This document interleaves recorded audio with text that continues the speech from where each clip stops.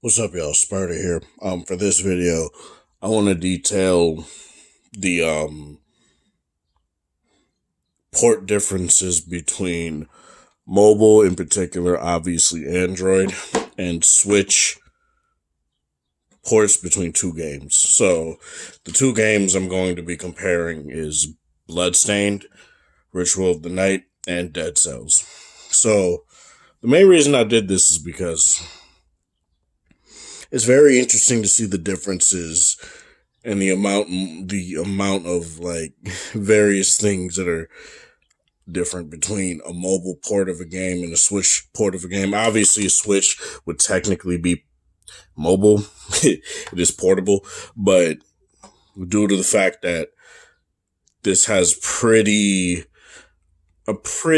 I wouldn't say old chip, but it's an older chipset. It's like an offshoot of the Tegra X1, I believe, which is either the Tegra K1 or the Tegra X1.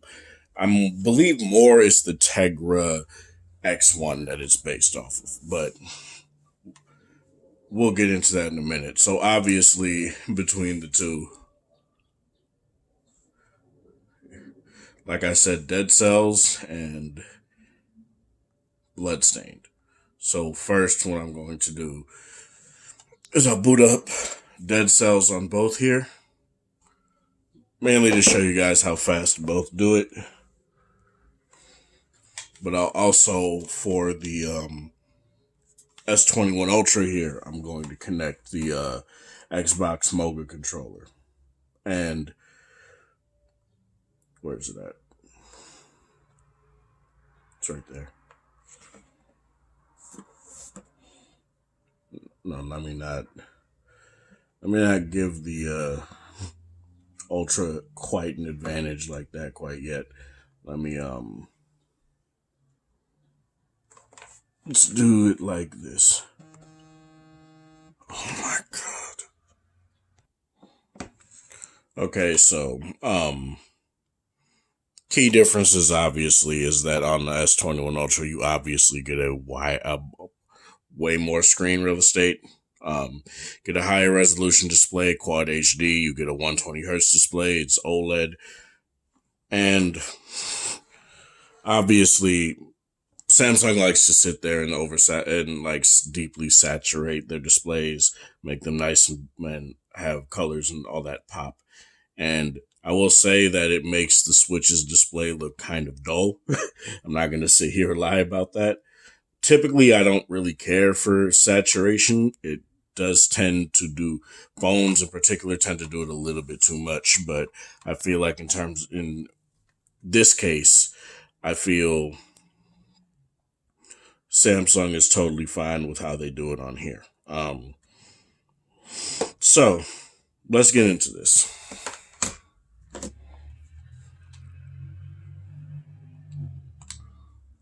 So what I'm going to do is I'm going to continue on both at the same time.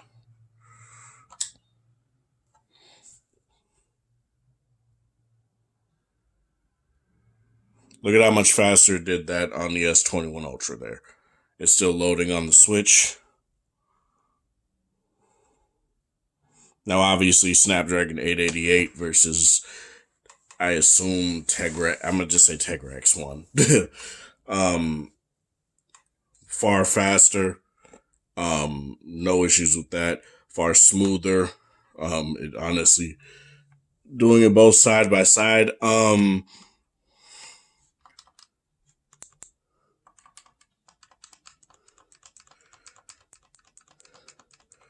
not necessarily feeling any like horrendous. Over time, it will feel better.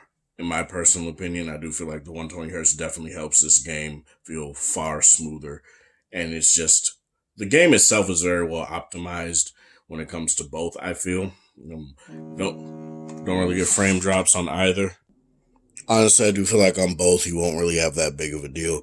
Obviously, you get dedicated inbuilt controls when it comes to the Switch, so you're gonna have to deal with this. If you like how it feels, then it's totally fine. I personally do like how the Switch controls feel. It They feel nice. Very clicky buttons.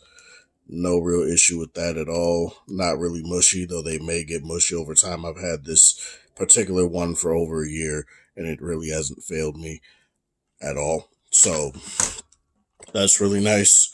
On here, obviously, and you could get a Switch Pro controller on here as well. So say you get a case for this with a kickstand, or you just have the regular Switch.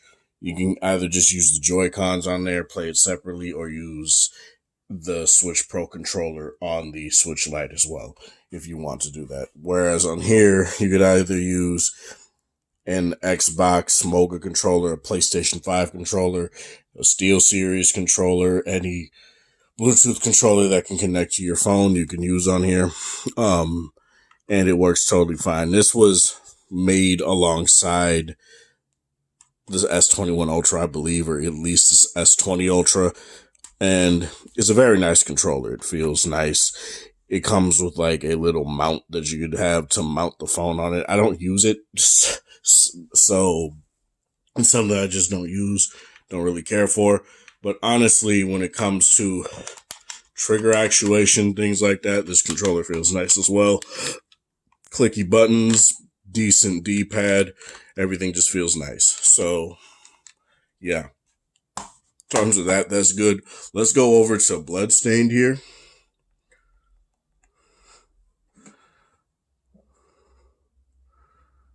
And of course it does that.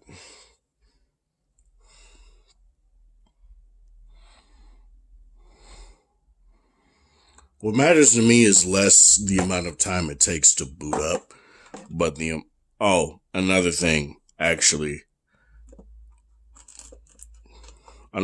is that Bluetooth controllers on Bloodstained, it doesn't support it. So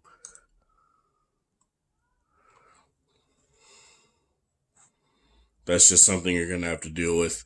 You're going to have to deal with touch controls on there. But at least then I can indeed bring it closer to the screen, to the cameras, just so you guys can see. So as you guys can see, it's already on the title screen here on the S21 Ultra, and on the Switch, it's just now getting to all the the publishers / developer credits at the front.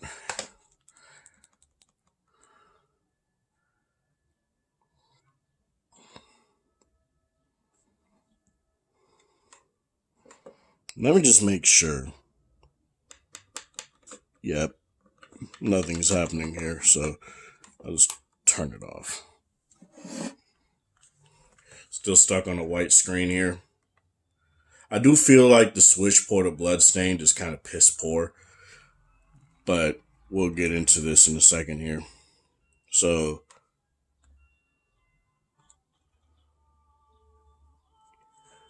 as you guys can see, obviously this is far more like the PC / other console ports, whereas this is more made for mobile. So I guess that's something that I would say is a big difference. But one thing I do want to bring up, load times. So,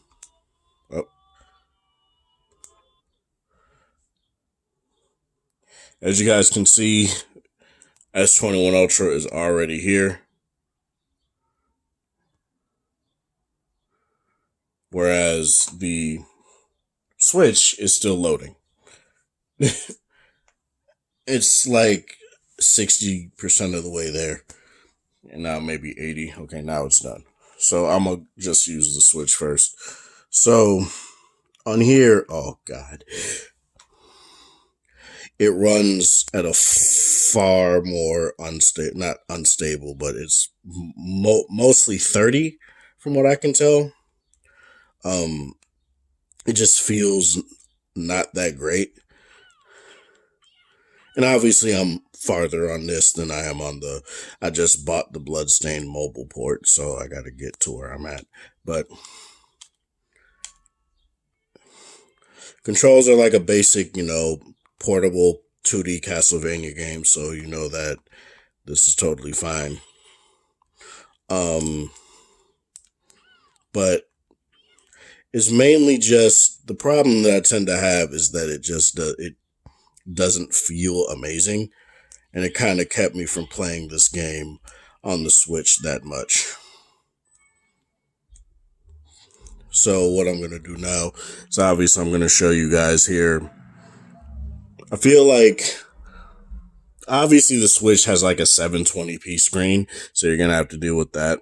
But I do feel like overall, I feel like the character model of Miriam is good. It looks fine, especially for it being scrunched down onto a Switch. But let me show you guys exactly how it looks on here. So this runs at 60. As you guys can see, 60 FPS right there. I go into the I don't know what the pause menu, the menu where you do all your item management and crap. And the model of Miriam looks way more defined. It looks clearer. It's not blurry at all. And it just looks pretty damn good in my personal opinion. As you guys can see right here, you do get the option to turn on 60 frames per second. Other than that, it will go down to 30. So let me just go out.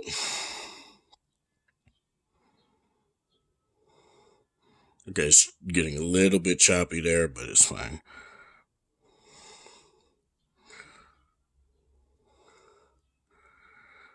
Sorry, I'm so used to how older Castlevania games play that I kind of do it the old way, even though they do have a it's doing a little bit of hitching, but it's not terrible. Okay then.